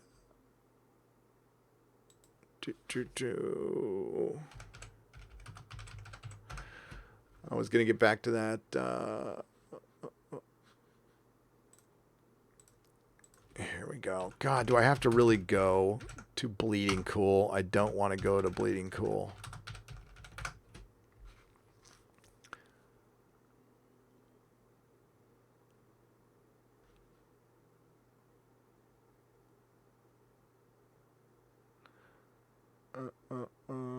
I can't find it now. Okay, so I'm not going to read it. I don't want to give him the love anyway. So Alan Moore took to his blog to basically he said the first superhero film was Birth of a Nation. I mean, this is stuff he's always thought. The Hooded Justice being the first superhero, I don't think it's very subtle imagery. I think people kind of are figuring out who the Hooded Justice is. The interesting thing is Alan Moore was using his philosophy that the first superhero film in America was Birth of a Nation, and that's why the Hooded Justice looks like he does. And David Lindelof is gonna put a black man in that costume. Yep. So at least that's the way it looks from Watchmen. So basically, you are all the bad Germans from World War II if you like superheroes. If you are a superhero fan, you are in Arrested Development. He fears for fandom. He said comics were made for 12 and 13-year-olds. And basically he pissed all over fandom. Now, this is Alan Moore. Alan Moore is a genius writer. I'm not going to go throw away his books. This is the way he's always been. But he hates this country. He hates America. He hates his own country.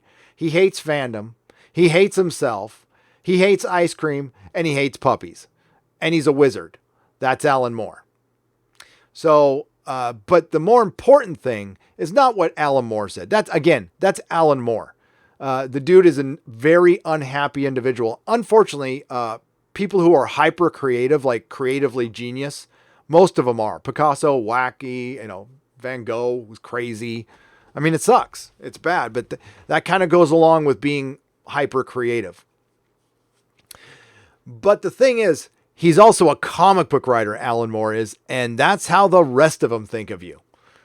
Even the ones who write superheroes every day. Sorry, but Yes, and I there's one very famous one who refers to all of us as mouth breathers, as I've said before. And there's it's a self-loathing industry, the comic book industry. Always has been. It's never respected itself. People always have one foot out the door, and people, long gone are the days of people just writing comics because they love comics.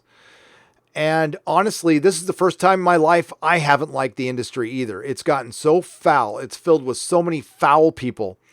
And that's why it's fighting this front with Hollywood is easier because comics are lost. And I don't want Hollywood's bad enough. It doesn't need to get as bad as because the comic book industry is worse. It's much worse. People like Mark Waid still have influence in the comic industry. And if that guy wasn't a comic book writer, I don't know if he'd be employable, the way his temper is and stuff. Yeah. It's just bad. They don't represent the industry well. And the people who were in charge, like Joe Quesada and stuff, didn't do anything about it. And well, it cost them their jobs. Reggie the Pet Snake for $2. Tyson McFarlane for $10. Reggie the Pet Snake, thank you for the $2 donation. Sorry, didn't mean to rush past it. Tyson McFarlane for $10. Who, in your opinion, has done the single most damage to Star Wars? That is a good question.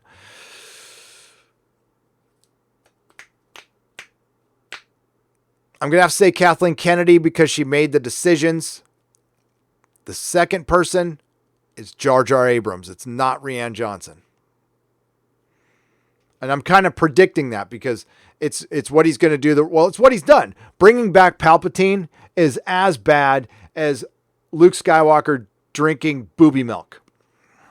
It's as bad. And tossing his lightsaber. Lady Miss. But Kathleen Kennedy, at Disney. The real answer to that, Tyson, is George Lucas. But it's his to ruin.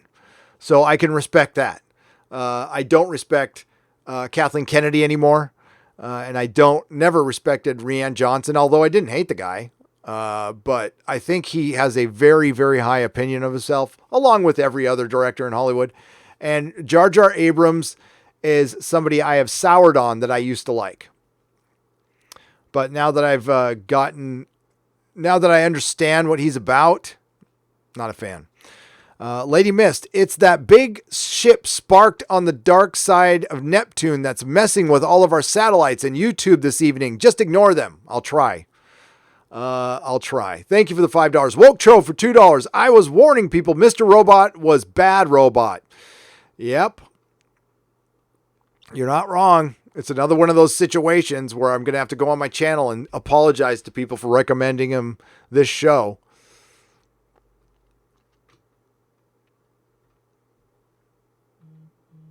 As a matter of fact, that will be a car video later today. I think that's a good car video. I'll go rant about Mr. Robot after this live stream. Saruin of House Roundhead for $4.99. When you get a chance, Collider's video called Deep Fake Roundtable. It's his great impressions of George Lucas, Jeff Goldblum, and others. I love those videos, but as I was about to watch that one, Saruin of House Roundhead, I remembered Collider calling us all toxic fans. And I didn't give him a click. I'm going to treat Collider just like I treat Disney. Maybe if I hear a little bit of an apology, I'll go and give you my click. I already gave you one for the George Lucas deep fake cut, and it was good, but I'm not going to forget what you've said about many of us in your broad generalizations, and now you want to temper that back a little bit. Collider, get screwed. Dunnigan Kruger but thank you, Sir House Roundhead. I would love to see it, but I can't support them. I can't.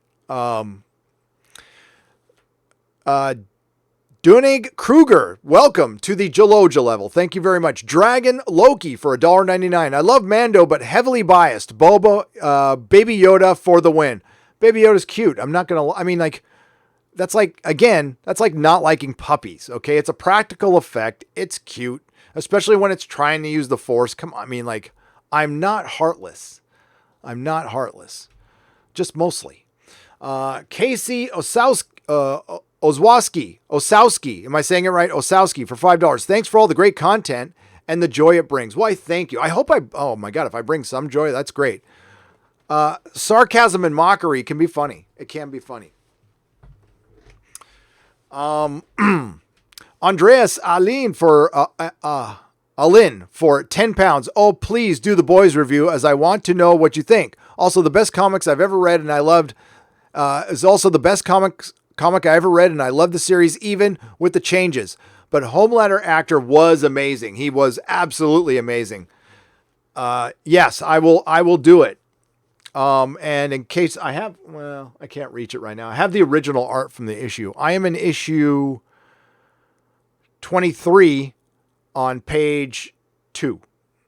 I'm also in issue 37, where I'm on the bridge right before, I'm on the bridge. I don't want to spoil anything. I almost spoiled something from the show. I'm on a bridge, in a suit. Modalicious for $2. Just started my channel. Only one vid so far. Well, good, Modalicious. Here, let's, for some reason, I can't go to channels from here. That's crazy. I'll check it out, Modalicious, if I can find it quickly.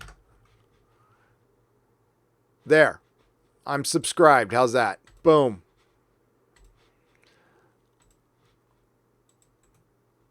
I see the one video. I see it. Okay. Matthew Matson, what's up, my friend? And patron for $1.99. Hail, Gary. Vote with the money. Fandom Menace for all. Yes. And Kathleen Kennedy's comment validated everything we've been saying. That she isn't the right person for the job. She should have been fired a long time ago. That's all we've been saying. And her priority was diversity.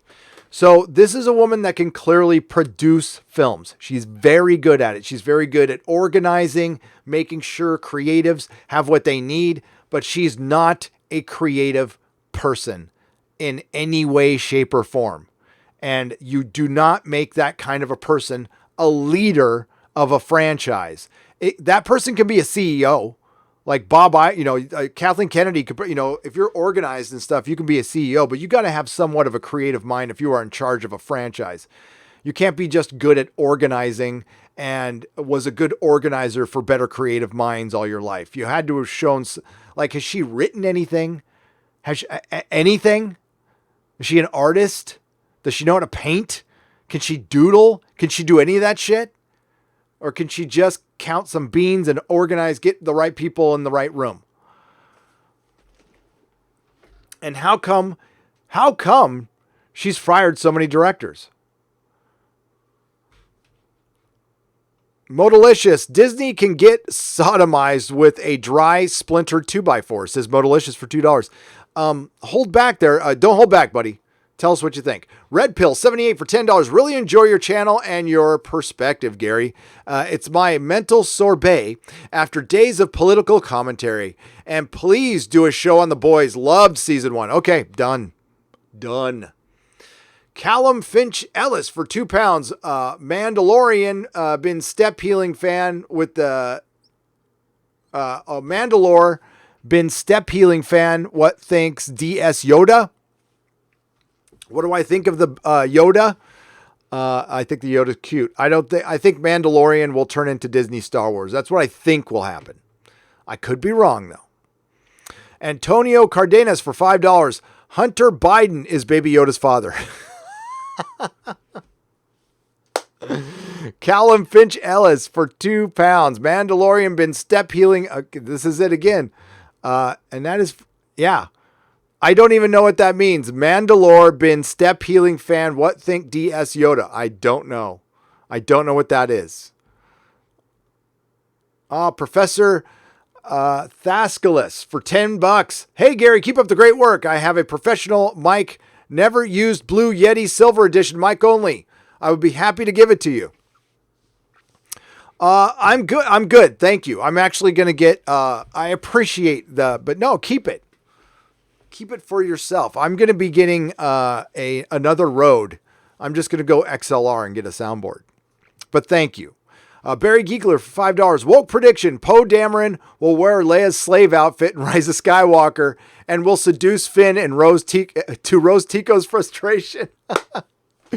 Yes. That I would call that an official rumor. Let's run with it. I'll make a video. Grimy for Australian $5. I thought it was sexist for women to take a man's surname. Maybe. You know what? I thought so too. But well, you know what? You got to look at it this way, Grimy. It's taken Princess Leia's surname. Or well, no, that's because it's Leia Organa. It's not Skywalker. So yeah, that's a good point. Larry, $5. Here's my graphic novel money. Say hello to Mrs. Nerdrotic. She is listening. You just said hello to her. Hail, Mrs. Nerdrotic. And you lucky bee. Can't wait to see and support your online, then your brick and mortar shop. Why, thank you, Larry. And that will be 2 days away from the announcement. I need to actually write it, but yeah, it's happening. RR for $19.99. Wow. Thank you for the super chat. RR. Hail, Gary. I read Alan Moore's comment, and I think he made some interesting points in the beginning, but the blanket, yes, he did. He actually did. But the blanket derogatory statements about comic book fans was rude and invalidated any points that he could have been explored. Yep. He don't like you, and he doesn't like me. And you know what? I don't like him, but I can read his books. I wouldn't hang out with the dude. Listen, I'm not here to judge anybody. I believe in UFOs, but I think a 65-year-old man who thinks he's a wizard didn't have a happy life. Maybe something happened to him when he was a kid. Maybe we need to blame his parents. I don't know. Per Auducia de Ignotum, $5. They killed Luke for the same reason they killed John Connor. The future is female. Exactly that reason. I thought Terminator Dark Fate was a perfect example of what Hollywood has done in general. And the analogy that Rian Johnson, J.J. Abrams, Chris Chibnall, Alex Kurtzman are Terminators sent from the present to terminate the John Connors of our franchises. Yeah. Smooth Jam California for £5. Half, I'll tell you how Lucasfilm could possibly save Star Wars. They cancel all the films in production and give Star Wars a break for 8 years. Then come back with a serious attempt at a new movie in 2027, just in time for the franchise's 50th anniversary. Thoughts? That would be, yes, I would love that idea. It's not like they wouldn't make their money back. It's not like Disney couldn't sit on the franchise for 8 years and just let it breathe. Basically skip a generation, because at this point you're starting from scratch anyway. All the money they were going to get out of nostalgia, they've gotten. I don't know how much blood they could squeeze out of that turnip. I guess the best way to describe Star Wars visually, I'm gonna verbally describe it to you. But remember the lightsabers when they first started licensing. There was bootleg lightsabers out there that were great, but when they first started licensing them, like they were beautiful, they were brilliant, and that's what Star Wars was. And what it is now is that cheap plastic one that you saw in World Class Bullshitters video. That's basically a flashlight that doesn't work.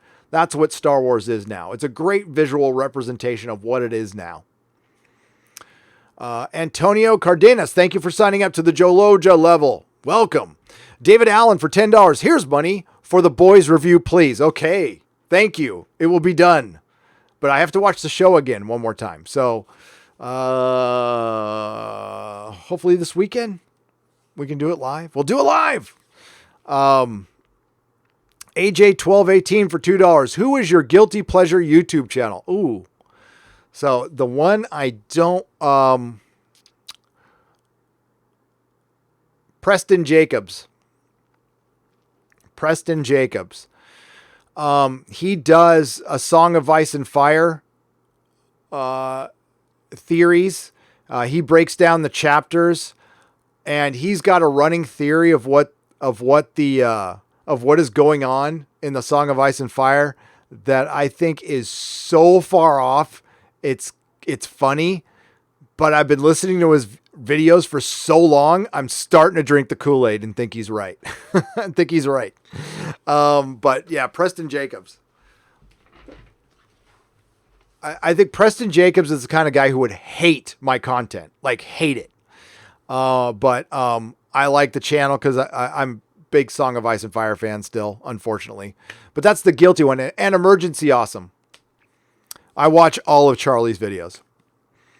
But, you know, my unguilty pleasures are Mahler, The Critical Drinker, Bowles Trek, Geeks and Gamers, World Class Bullshitters, Mindless Entertainment, That Star Wars Girl, Mecha Random 42, Midnight's Edge, After Dark, Doomcock, John Talks, SC Reviews, RK Outpost, Geeky Candy, Mary Mayhem. I'm trying to remember everybody.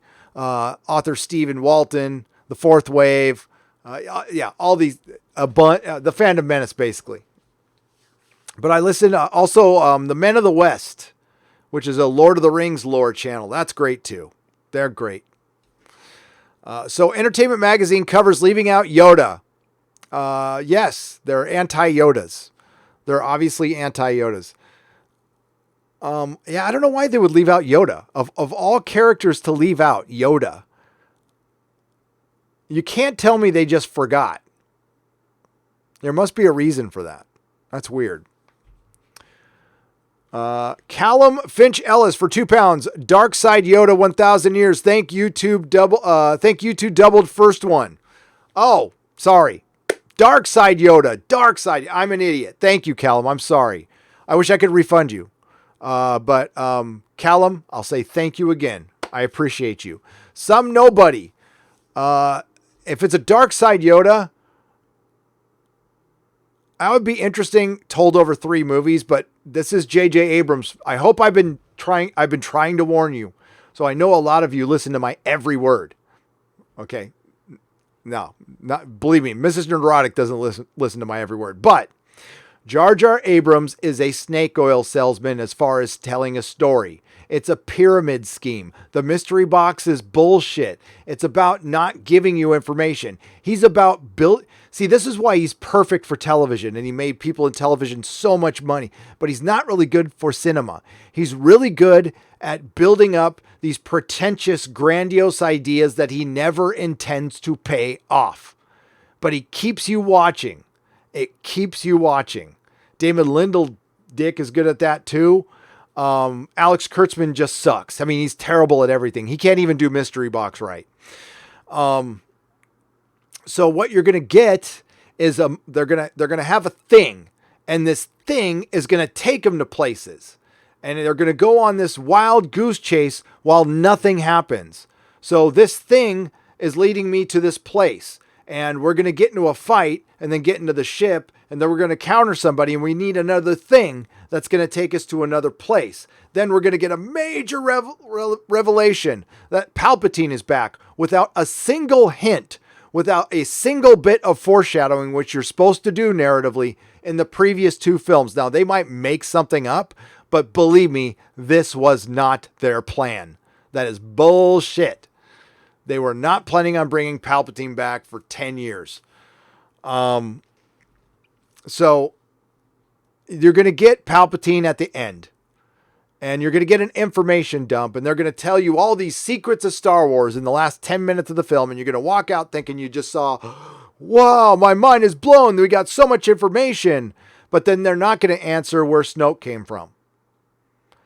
Or why Kylo Ren emulated his grandfather so much.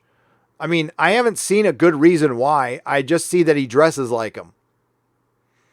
But there's no, and we saw so he had one relic for 5 seconds. That's J.J. Abrams storytelling. So he has one messed up Darth Vader mask for 5 seconds in a scene in The Force Awakens. He's all, what? That was character development. Maybe that's 2019 character development. Maybe I'm just an old fart. I'll keep that in mind. And thank God. If I had Snapchat and cell phones when I was younger, I'd be dead. I'd be able to find my cocaine easier, and I'd be dead. The one good thing about the 80s were drugs were really hard to get. Extremely hard to get. Thanks for agreeing to review The Boys. I've been waiting for your review since I first watched the show in July. Wow. These are things I don't know. but I feel like I owe it a proper review. So maybe I'll do a live stream, but then I'll like do a proper video one. If you guys want it, yes. This is me listening to you. And I don't, I'll use the word friends. We're friends. I don't know about viewers, friends. That's a good term. No one I follow has done the boys review. I just wanted to pay a bit more attention to make sure. I'll do it. It's because they dumped it all at once. It makes it very difficult to review. I'm going to defend my fellow YouTubers on that. We have to cover the entire show, and there's so much going on in that show. It would have been, listen, Amazon, drop the goddamn thing weekly. Boys needs to be dropped weekly. It's too dense of a show to be dropped all at once. People phase out of parts and stuff. People pay attention more when the show is weekly. You can always binge it later. But when you're releasing a TV show, if you want people, Boys would have been the biggest show of the year if Amazon had released it weekly. It would be the water cooler show. It would be the next Game of Thrones, but freaking Amazon effed up and dropped it all at once, and they're going to do the same thing with The Expanse. So I need you to go on Twitter and bug Amazon every goddamn day to not release The Expanse all at once, or you'll kill the show. Nobody will talk about it. It'll be forgotten about in a month. And The Boys should still be talked about at this point, but it's not because of this stupid binge model, which is just ridiculously dumb. And it just shows that the people in charge aren't really that bright. Kathleen Kennedy's a great example. They're giving up millions of dollars of free advertising. For what? Because they want to be like Netflix? It's not a good model. Netflix is even exploring getting rid of it. It's not a good model. If you want people to say, it's easy to, okay, simplest terms. I could subscribe for The Boys, watch it in a weekend, and unsubscribe. But when it's premiering, and if you release it weekly, you at least force people to be subscribed to your service for 2 to 3 months. They're more likely to forget. Dummies. I have been kicked out of 3 high schools. The only smart thing I've done is own a comic shop. And I know this is right. You guys are idiots. Not you guys. They're freaking idiots. I want to watch everything streamed. Don't listen to the people who want to watch stuff all at once. Okay. They're not good consumers. They're not consumers you want to listen to. Canadian Highlander. Thank you for the new member. I mean, you can always stream it. Just not up front. That being said, though, I think that rule should be for hour shows. I don't know about half-hour shows. I'd be willing to bend on the half-hour show. Like maybe drop those all at once. Like the Venture Brothers. If they dropped the Venture Brothers all at once, but it's still, that wouldn't have lasted. The Venture Brothers wouldn't be around if it was dropped all at once, which is by the way, folks, one of the best shows ever is the Venture Brothers. So Canadian Highlander, thank you for joining up in the Jaloja level. Shucksy, thank you again for the $5 super chat. And Andreas, thank you again. I think we're all going to have to settle for the fact that the ideas in the Watchmen are smarter than Alan is. Strange it has to be like that, but oh well. That is a great statement. And that is the case for Star Wars too. I'm just about to give a huge compliment to the kids who are into the EU. You have more knowledge than I think the creator of this series does now. I think it has grown beyond him. And I think the ideas from the EU that has been cultivated by the fans are better than anything George could come up with. I think that's clear. I think that's a fact. So that's why franchises, Bob Iger, if he wanted to continue making millions and billions off of Star Wars, all he had to do was take his time. Sure, you could screw up on some stuff and obviously people will forgive you, but attacking fandoms and weaponizing the access media to attack fandoms, we're not going to forget that shit. We're not going to forget that shit. There's not some half-hour live action, really good cartoon that's going to make me forget that. All right, I'm gonna just make sure I didn't miss any super chats here.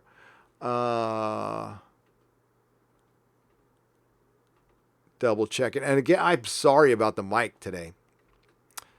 That one came out of nowhere. But lesson learned. Wear headphones. Wear headphones. If I get in there, let's see how it sounds now. Check, check, check, check. Yeah, it sounds okay. That sounds better. All right.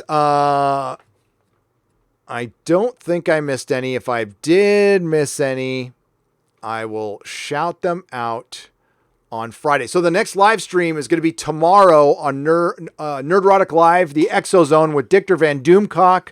We are going to talk about, I think we're going to bring up there was an article recently in the Daily Mail about the Tic Tac UFO. I'm brain farting there.